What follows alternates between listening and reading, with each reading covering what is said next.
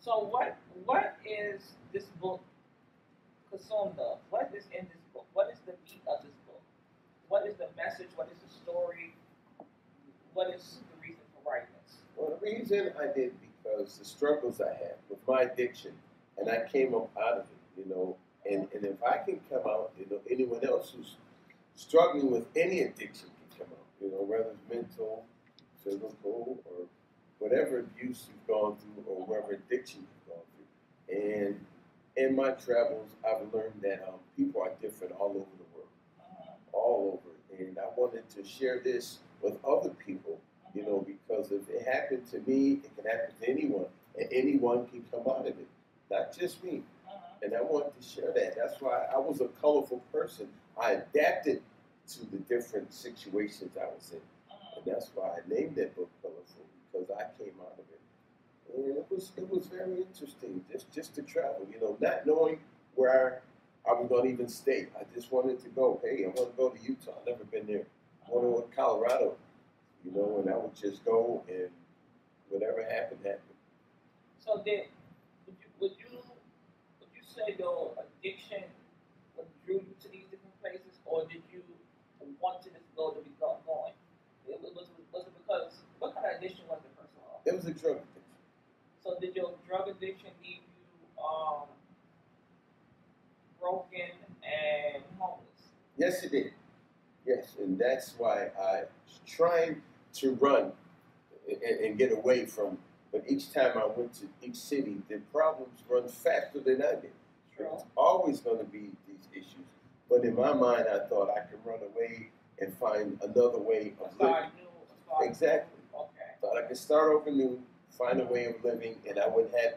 I thought the problems would go away, but they didn't. They followed me. And they was already there before I got there. So now I had bigger problems. And then I fell into the addiction very strong. And being in addiction, I really didn't care where I was or where I slept or what I ate.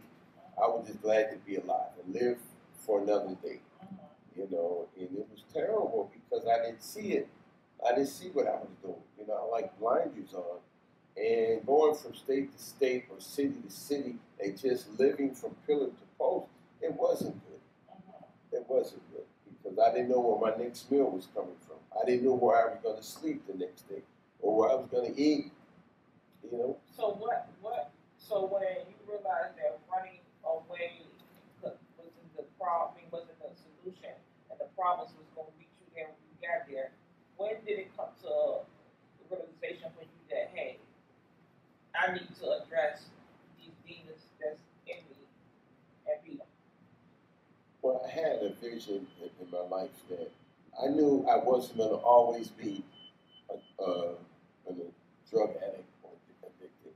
And it was a long-term vision. So what started was I would look at my family, and they all had homes, and they all had nice jobs. I was like, well, why can't I do that? Why am I running away and not trying to make myself better like my family, like my brothers and sisters? They all had beautiful homes. They all had nice jobs. And they kind of, ostracized me, pushed me away because I burnt my bridges. Yeah. And that is what inspired me to say, hey, I have to stop this. Because then I started praying and asking God. And I found my religion source, my higher being to help me get over this. Because everything I was doing, from going to rehab or going to a ministry, everywhere I went, it was the same problem over and over. So when I found religion, when I found God, and asked God to come and help me get over this, this is what God told me, okay, I got you. But you have to believe it. You can't just keep running, I have to stop. So, right, you can ask you a question. So you saying you just had a spiritual awakening? Yes. In your addiction. Right. But before then, you was in darkness and your faith wasn't until you got connected to your higher being, as you say. Exactly. So that's what gave you the strength and gave you the motivation and inspired you to write this book, Colorful. Yes. I was living in darkness for a long time. Right. I'm living in darkness. were you able to mend? Were you able to mend any of the relationships that you destroyed? Some, some I did, man.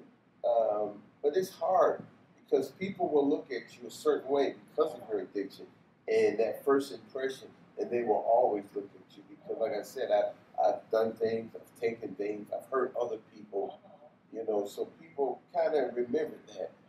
You know, I try to admit, hey, I'm doing better. I don't do drugs anymore, and I've said that so many times before.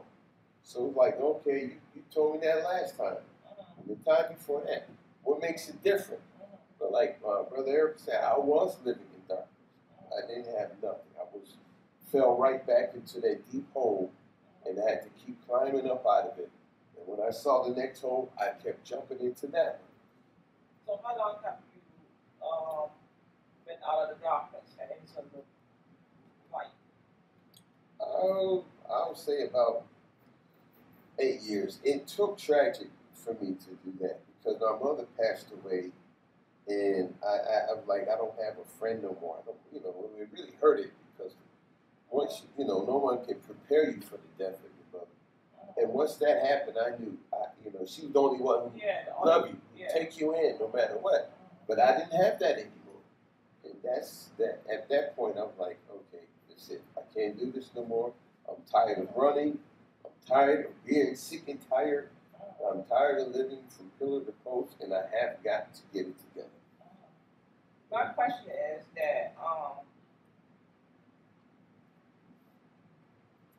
when you feel anxious or you feel urged, because regardless of urge still come, struggle still come, adversity still come, doubt will still come. What's your strategies or what's your go-to to help you keep pushing and not go back? Fear of dying. Because I prayed, I said, I'd rather die before I go back.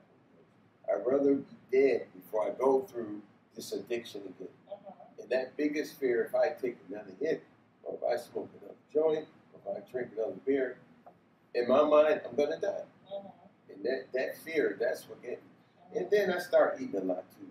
So when the urge comes, I'll eat just to break, you know, I'd rather have another habit. You know, so I start eating more and start cooking just to get the urge away or the temptation to go back on drugs. So that's what got me. It was the fear of not living. And that's what I want. I want to keep that fear inside me so I'll never go back. Do you have children? Yes, I do. And how do your children feel now that you have been 8 years? Because that's tremendous. That's congratulations too. Well, it's still hard because, you know, I wasn't really there. I was there, but I wasn't there. So it's pretty hard on them. They do speak, and I do call them from time to time. But it's the same old thing. Oh, Dad, you're coming for Christmas, and you don't get me this, you don't get me that. And it was always a failure to them. So as they got older, you know, they matured, and they know that I had to struggle. But my children is still around. They're older now, 26, 27. So, you know, they know. You know, they're living their lives, and they get ready to start their families. But they know their dad is still there for them. Okay, that's what do you want? If you had to your way, what would you want to be in 5 years? I would still, since I started writing, I would like to be a successful author, and I would like to be a motivational speaker and go around and talk to children, not just children, adults too, or anyone who's dealing with addiction or drug problem. That is my goal because I have an energy that I want to let out and let people know you don't have to do it. I can't tell you what to do, but I can tell you the consequences thereof, and I just want to share that with people. So in the next 5 6 years, I would like to be a motivational speaker and go around and speak to different people from different places. So, Brother D, you said, so what would be the solution that you would encourage young people as grown adults that's still fighting what they've been fighting for many years? What would be a solution that you would put on the table for them to motivate them, to encourage them, to keep striving? Exactly. That's a good point. And the motivation will be, listen, I've been there before. This is what's going to happen. You only have one way out. You know, I can't tell you, I will never tell you to stop, you know, to use drugs or stop using, but there's only one way out. There's only one way, and it's the reality of it. So I would let them know I struggled. I slept in abandoned buildings. I slept in dumpsters, you know, and you don't want to go that route. Not because of a feeling.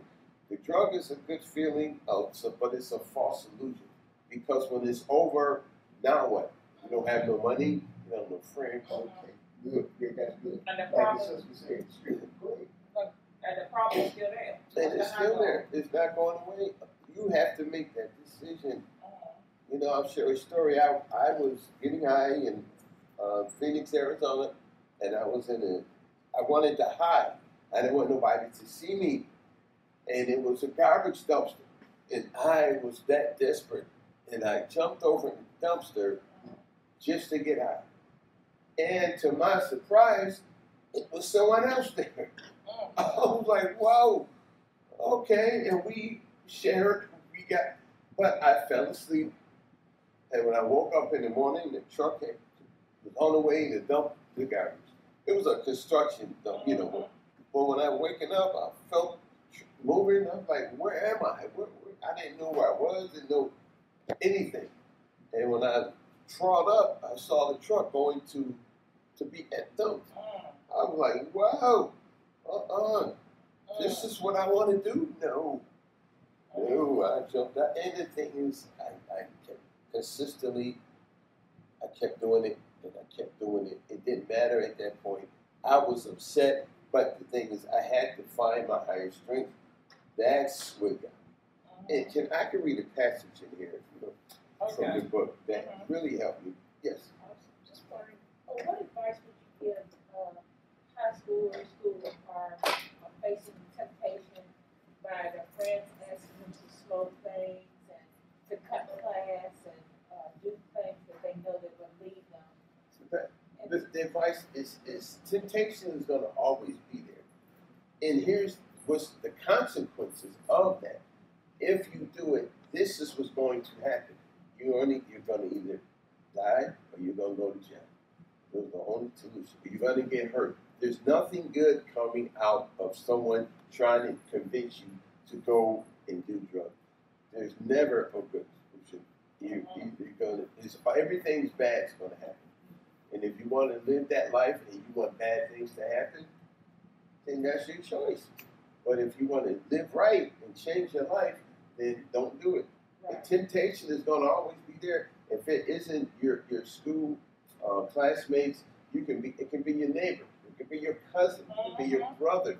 There's always going to be temptation there, but you have to fight it because that feeling of being high, it only lasts for a minute, and then what? You end up in jail, you're handcuffed. Life is about choices for the kids. Life is about choices. And every day you have a choice. And that inner you talking to you, tell you don't do it, you need to listen to it. Because life is about choices. And one wrong choice, it will take 5-6 years to get to double back up and make it right. So, you know. So with what, like, you might have some teenagers that may think, oh, I've already done that, nothing's happened to me. It starts there, doesn't it? And then it goes to stronger things. Exactly. And then they begin to see and they begin to crave something stronger to a point where they don't even listen to anybody anymore. You're going to always want something. Started off with marijuana, and the best marijuana. It didn't get me high. Then I started snorting cocaine. Then my nose started bleeding. Okay, what else can I do? Then I started smoking crack. Then I started passing out. What else can I do? What else there to do, man?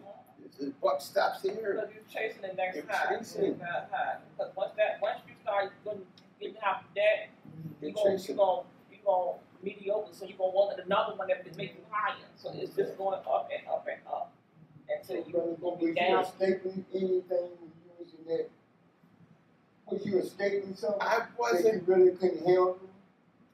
Well, I used that as an excuse because the family I came from, we wasn't close, but I used that as an excuse, saying I was escaping. But I really wanted to experience for myself. When I saw people homeless, and I saw people who didn't lack the proper facilities, I'm like, why are they in that situation?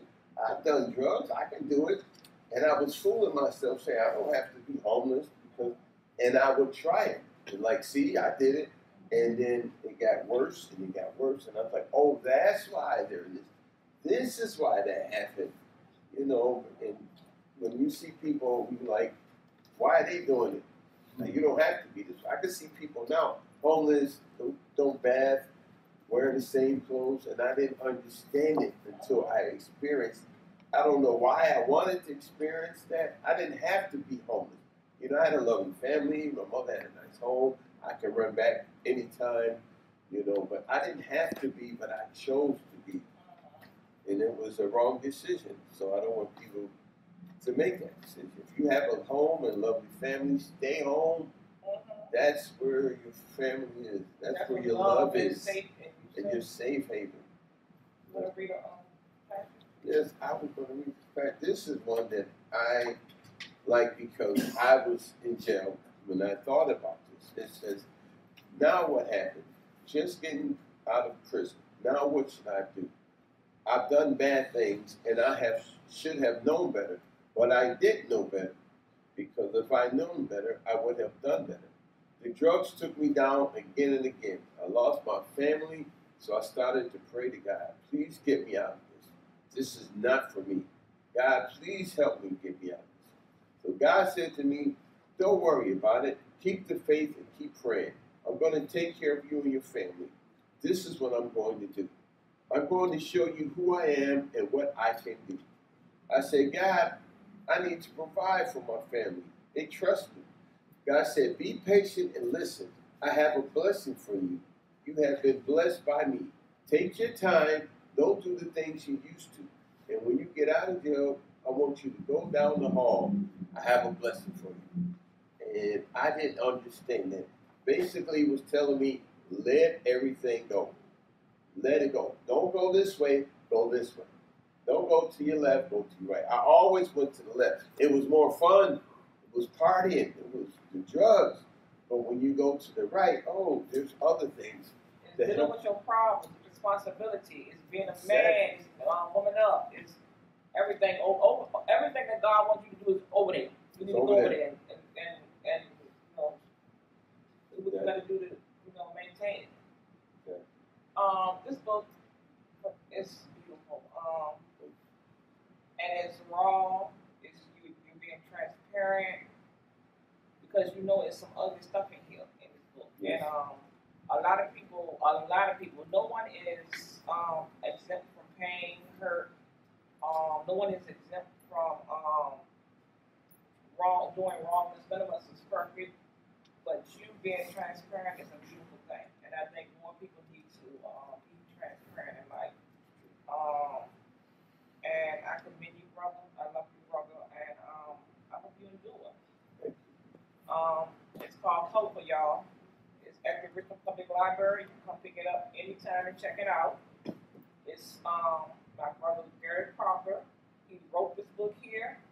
In his library. And it's an honor. It's an honor to know him, and he gives me hope, If anything, he gives me hope that no matter what I face, and it's always a brighter side. So thank you. Thank you. A colorful side.